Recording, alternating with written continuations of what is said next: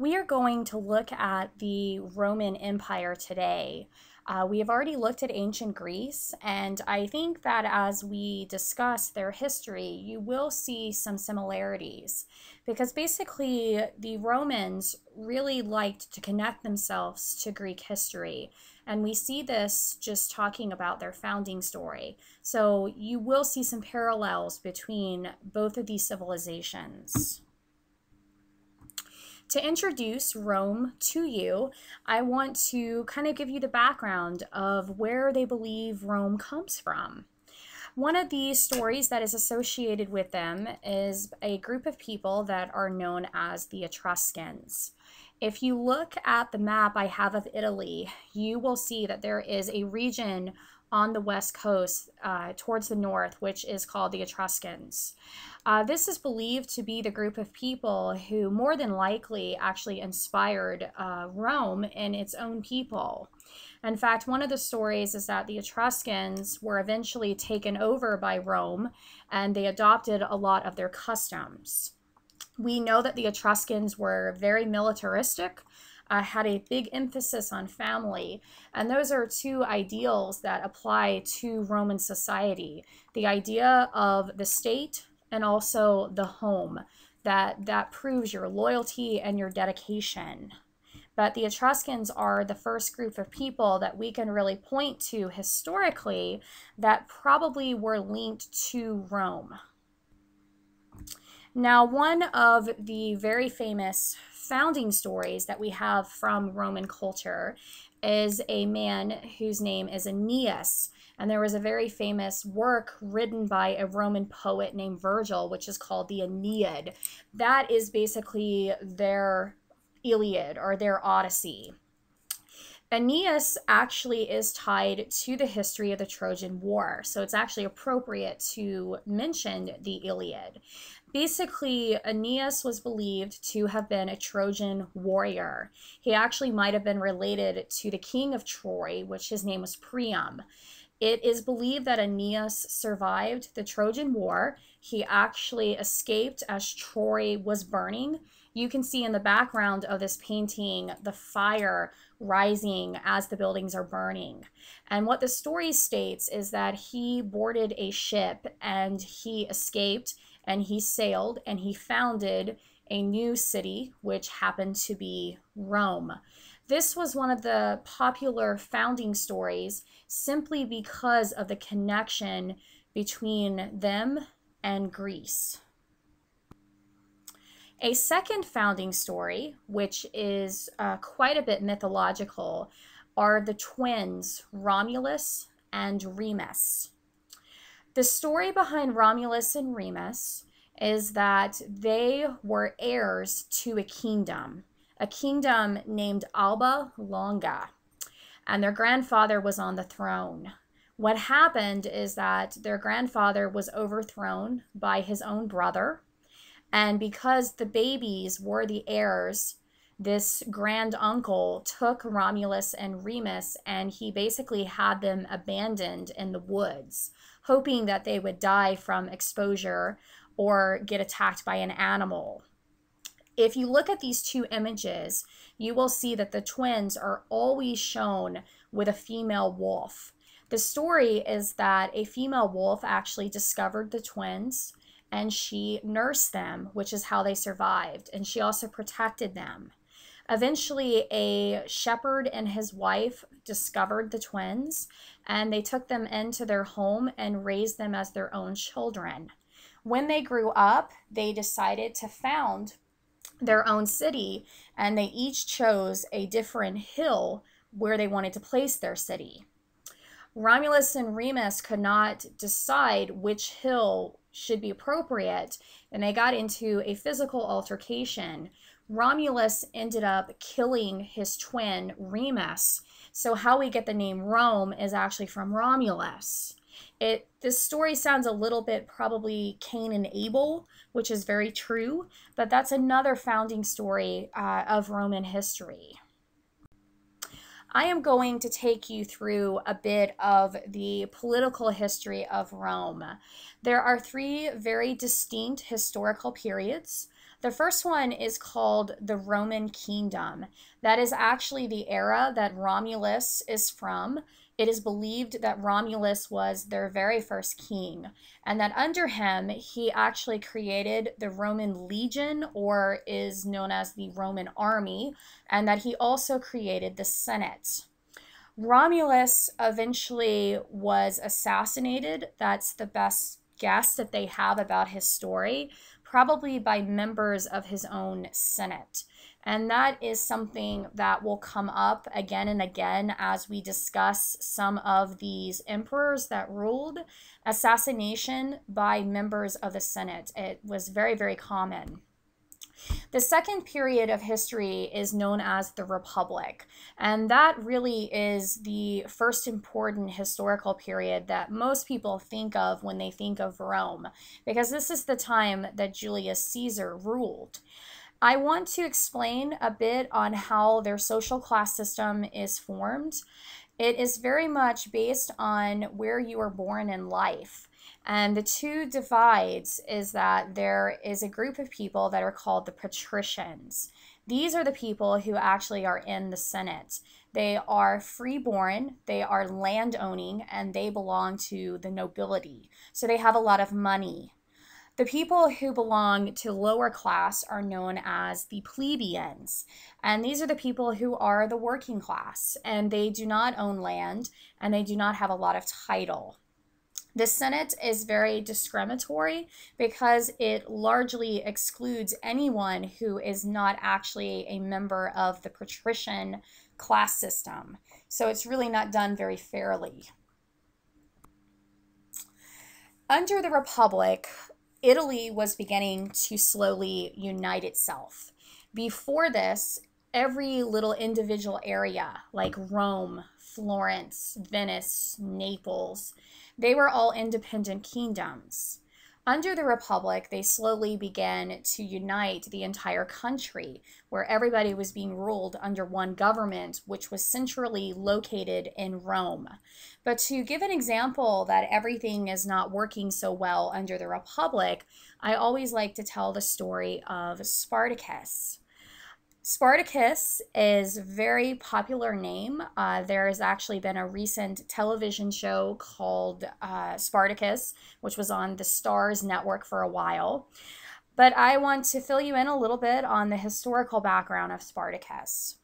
Spartacus was not a Roman-born citizen. He belonged to an outside region that eventually was conquered by Rome.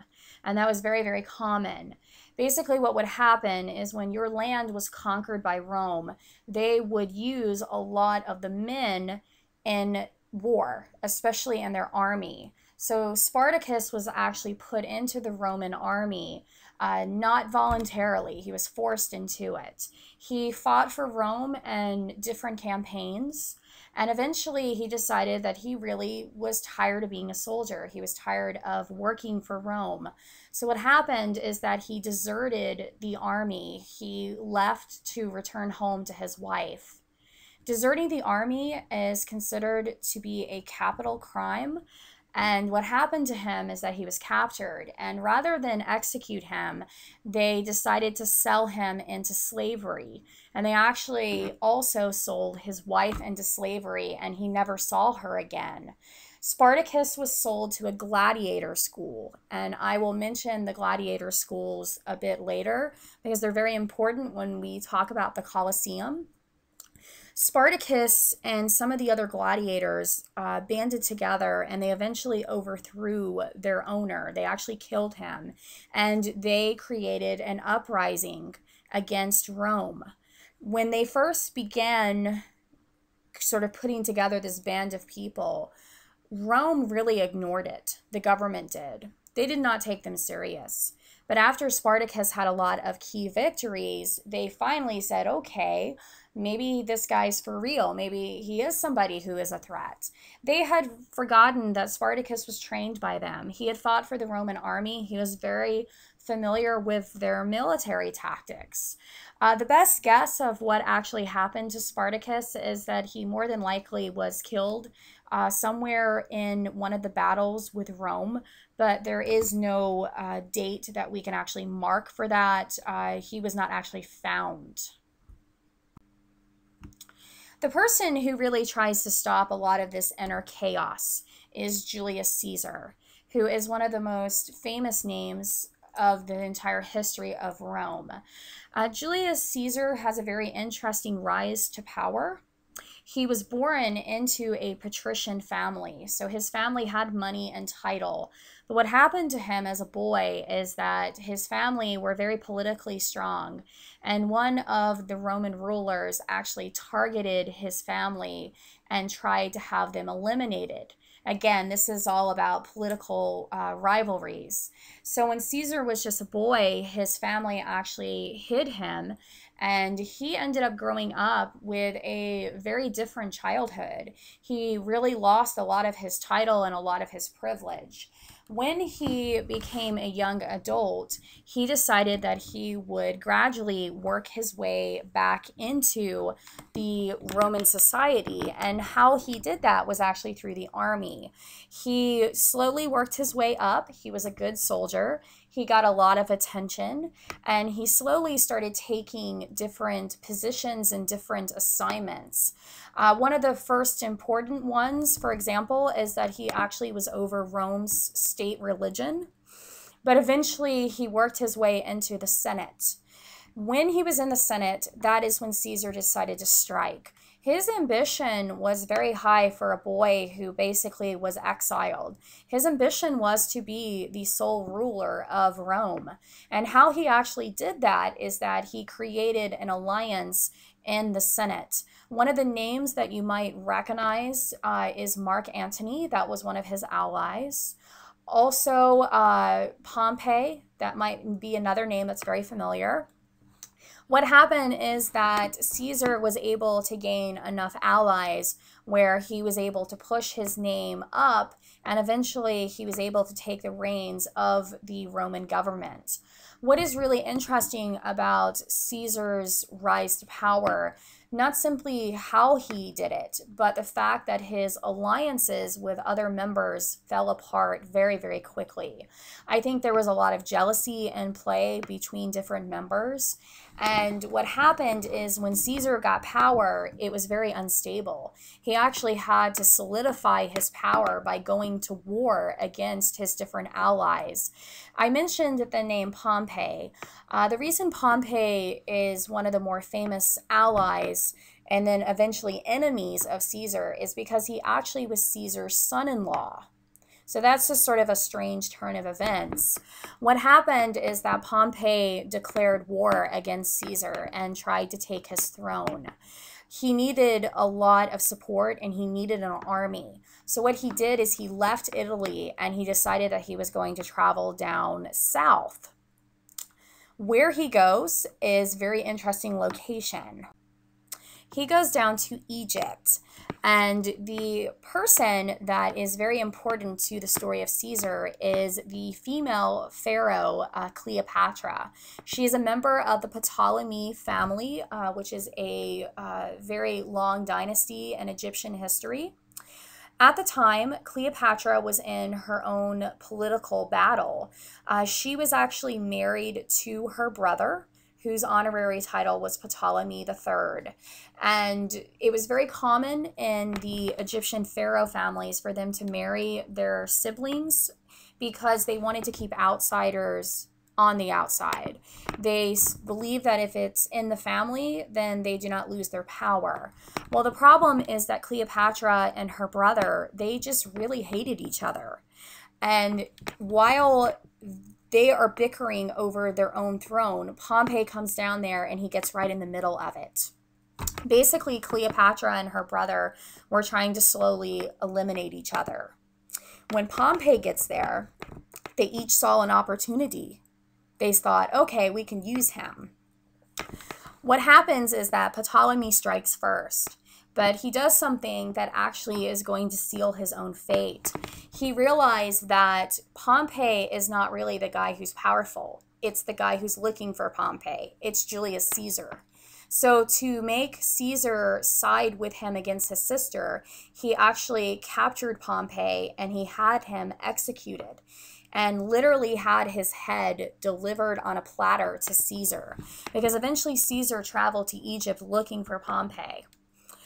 He was not very pleased with this. He felt that Ptolemy had really intervened in a situation that was none of his business. He also did not like that Ptolemy took his victory away. Cleopatra, she's been waiting in the shadows, watching all of this, watching her brother get in trouble. So what she does is that she has herself smuggled into the palace where Caesar is. And she does it in the most sort of striking form. She actually has herself rolled up into a carpet, and she paid servants to actually carry her into the room where Caesar was working, and she literally had herself unrolled right onto the floor. So, I mean, it's the most grand, dramatic entrance you can make. And the thing to note about Cleopatra is that she apparently was very beautiful. Caesar was in his 50s, Cleopatra was about 20, and it basically was lust at first sight, not just on his end, but also on her end. And that is how Cleopatra was able to form a quite powerful alliance. She began an affair with Caesar. Caesar was married at the time, but he did have a son with Cleopatra. Now, when Caesar comes back, the conflict has ended because of Pompey's death. So his throne is pretty solid. But he brought Cleopatra back with him eventually, which really upset the Roman people. They did not like her. They viewed her as a foreigner because she was non-Roman, and they believed that she was manipulating Caesar in order for her to have power. In fact, she even asked Caesar to make their child the next heir to the Roman throne. Caesar never did do that. He probably realized that was an impossible ask from her, but he did have parades in her honor. He did have statues erected for her. So apparently he was very mesmerized by Cleopatra. This is really where Caesar begins to get himself in a lot of trouble. I will mention that he is known as being quite a reformer. He was able to solidify his throne, which really united the Roman territories. He was a very good military leader. Again, he was in the army, and he did a lot of reforms that he believed would help the lower classes, particularly the plebeians. And he really tried to fix things like their legal system. He even is responsible for reforming their calendar. So he did a lot of different things that he thought would be very beneficial. The biggest problem Caesar has is that he gives himself an enormous amount of power, which really starts to upset his Senate. He named himself dictator for life, and that is probably what sealed Caesar's fate. Because once he put himself in a position where he could never be removed from power, he could pass on his throne to anyone he wanted, especially if he had legitimate children, that became a fear. So what happened is that his own Senate began to conspire against him. His assassination is a very infamous event in Roman history. He basically was blindsided as he was walking up the Senate steps. His fellow senators actually stepped out of the shadows and they began to attack him. Several of them had knives, and Caesar probably died because he was stabbed to death and he bled out. Two of the very famous conspirators is Brutus and Cassius. And the only person who actually tried to help Caesar was Mark Antony, which I have already mentioned his name. He was still an ally of Caesar's, and he had heard about the assassination, and he actually ran to the Senate, and he was too late to help his friend, and he saw Caesar as he fell. So Caesar was assassinated probably because of jealousy, probably because of fear that he had just become way too powerful. The person who is actually listed as Caesar's heir is Octavian, and when he is given the throne, his Roman honorary name is Augustus. He's also a very famous emperor. Mark Antony is going to have a very important role in Augustus's rise, because when Caesar died, Augustus was still quite young. He was not an adult, and he needed a lot of assistance to establish himself as a ruler. Mark Antony was one of those people who helped him. But eventually what happened, and some of it's a little murky in detail, Augustus and Mark Antony had a huge falling out. This could be simply political rivalries coming into play, but either way, eventually their own friendship deteriorated, and Mark Antony actually did the exact same thing that Pompey decided to do. He basically declared war against Augustus. He fought him for his own throne, and when he needed an army, there was only one place that he wanted to go. He went down to Egypt, where Cleopatra was. Cleopatra apparently just really liked the Roman boys because she also began an affair with Mark Antony. She had twins by him. They created an alliance, and because of Cleopatra, that is how Mark Antony had an army. What happens is that basically they go to war against Rome, and it is not a very successful campaign for Antony or for Cleopatra. And we get to sort of the end of the Egyptian pharaohs because of this war. What happens to them is that they very famously decide to commit suicide once they know that they have lost against Rome. They knew they would be arrested and executed anyway, so they decided to take matters into their own hands. Mark Antony stabbed himself, and he died in Cleopatra's arms.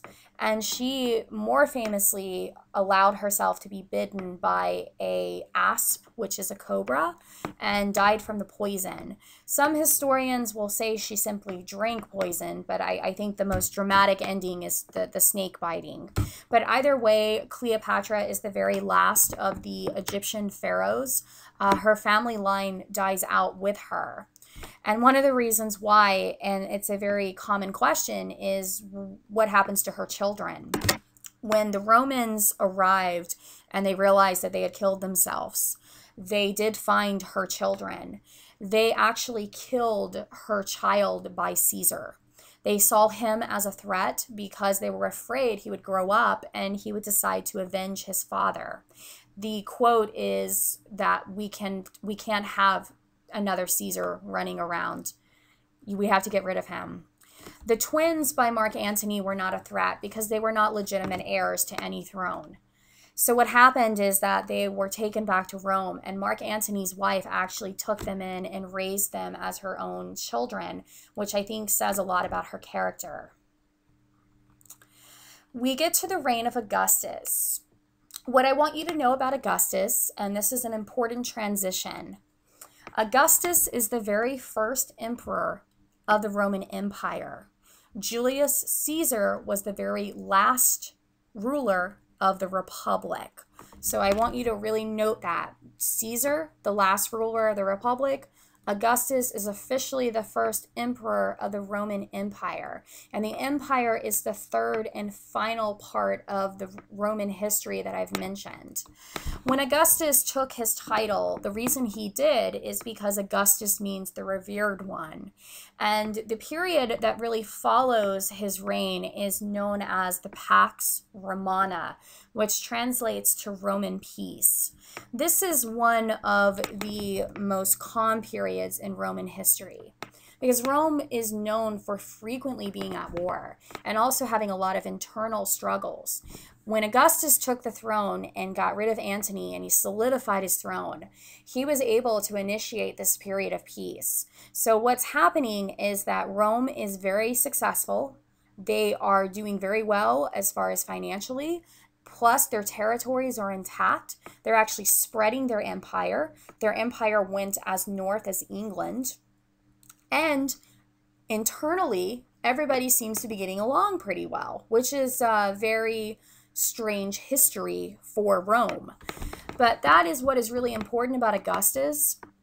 Also, a lot of building projects were done under his rule. I think it would be a disservice if I did not tell you about a few really crazy Roman emperors. And usually these are the most fun people to discuss. So the first one I have here is our mad emperor, which is Caligula. Caligula's name means little boot. He got that name because his father was in the military and he used to follow him on campaigns. What happened to Caligula is that his childhood was very traumatic. Just like Julius Caesar, his family was marked as being political rivals, especially to the throne. And when he was just a boy, he saw his father murdered. He saw his mother and a few of his sisters put in prison.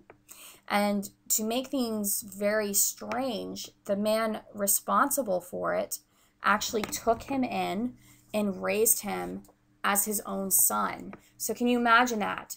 Watching someone have your family killed, and then the same person takes you in and teaches you everything about how to run a government. It's just such a bizarre history.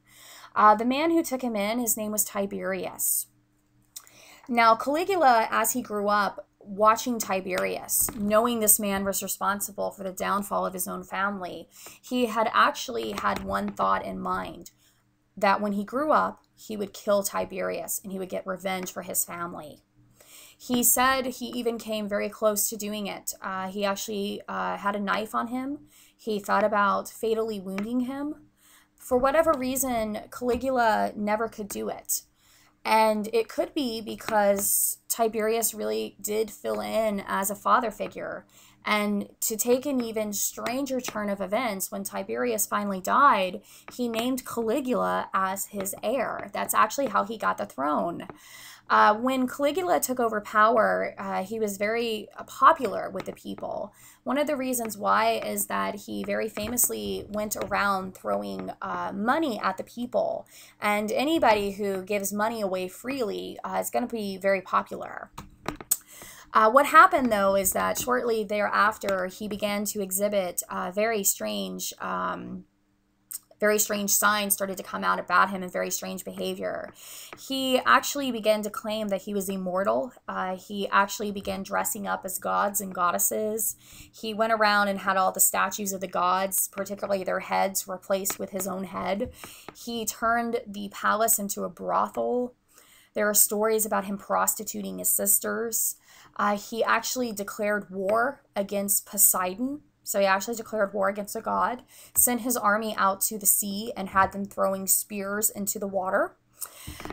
He also began to name different people to positions in his government. And the most bizarre for everybody was his heir to the throne and also someone that he made a high priest. It was actually his horse. I think when you name a horse as your heir, that's probably the confirmation that you're not mentally stable. So what happened is that he was assassinated by his own Senate, just like Caesar before him. So like I said, this is a common trend. The second sort of crazy emperor was Nero, who is known as a tyrant. The very famous story about Nero is that he was a very paranoid guy, so paranoid that he actually murdered his mother and he murdered his best friend. Now, to be very fair to Nero, his mother was trying to overthrow him. She was actually plotting to have him removed and put one of his siblings in his place. But either way, he got very paranoid and he was known to kill people just on a whim. The most famous story about him is that when his Senate refused to give him money for a project, he actually set Rome on fire. There was a very famous fire that occurred, and the story is that Nero set it and that he was on the hill dancing and singing and celebrating Rome's demise. The Senate also decided to take him out of power, but before they could get to him, he actually committed suicide. So again, just a few examples of emperors that were a little bit eccentric, to put it very kindly. One of the last emperors I want to mention is Constantine, and I very briefly will just mention why he's important. He's important because he's the very first emperor that converted to Christianity. Christianity was entering the empire, especially towards the end of the empire's rule. And Constantine was the first guy to realize the significance. He claimed that he actually was sent a sign from God, and this dream that he had told him that he was supposed to adopt the cross as his official symbol on the battlefield, that it was going to be his insignia. He did. And most important, he actually issued a document known as the Edict of Milan. This officially ended persecution of Christians in the empire, which had not been in play for a very long time. So Constantine gets credit for that. The first emperor to officially convert, and also the first one to end religious persecution of people that did not believe in the very traditional Greek system of many gods and goddesses.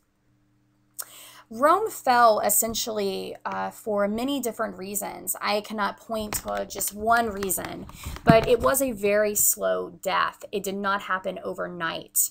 And I want you to note the three most popular reasons given. The first one is the fact that the empire was starting to have a lot of internal struggles. When you have a lot of corruption, it makes the government very unpopular. And if you're having financial problems and you raise taxes, that also makes you not the most popular person. So that's the first reason. The second reason might be the most significant. They were having a lot of problems with invaders. To be very fair to this situation, the people who eventually invaded and sacked Rome, they had actually been enslaved by the Roman government. So in some ways it was payback, because the Romans were known to be very brutal towards the people that they conquered. Basically, their opinion of anyone who was non-Roman was that you were barbaric. And I use that term very loosely because that's how they used it. They just said, if you're not us, then you're inferior. So the people who eventually overthrew Rome had suffered under them for generations. So maybe it's justified in some ways. The third one is the spread of Christianity. This one is a little more minor, but it's important to note that when Christianity came into the realm, it really changed everything about their culture and their society. They started to let go of all these old traditions that had been in place for so long. And with that change, you really get a different type of empire.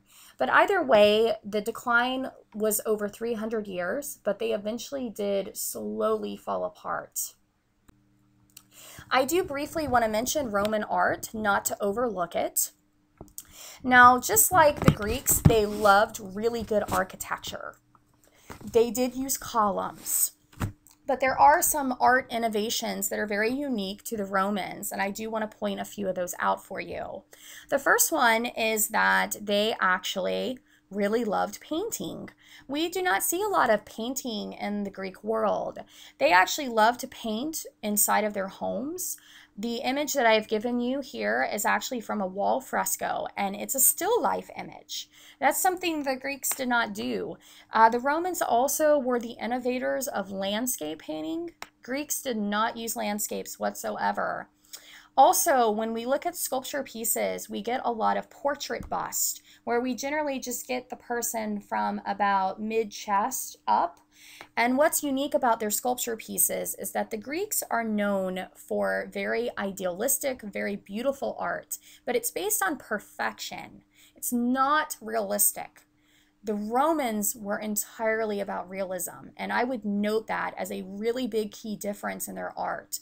The Greeks, idealistic. The Romans, very realistic. So for example, we have this portrait bust on the right. The Greeks, if they were sculpting this, they would want this individual to be absolutely perfect, to look just like one of the gods, perhaps Zeus or Poseidon. But if the Romans are sculpting this piece, let's say that this gentleman has a scar from battle that runs directly across his face. The Greeks would probably remove it. The Romans would keep it in, because they would argue that that's character. That shows the journey he's been on.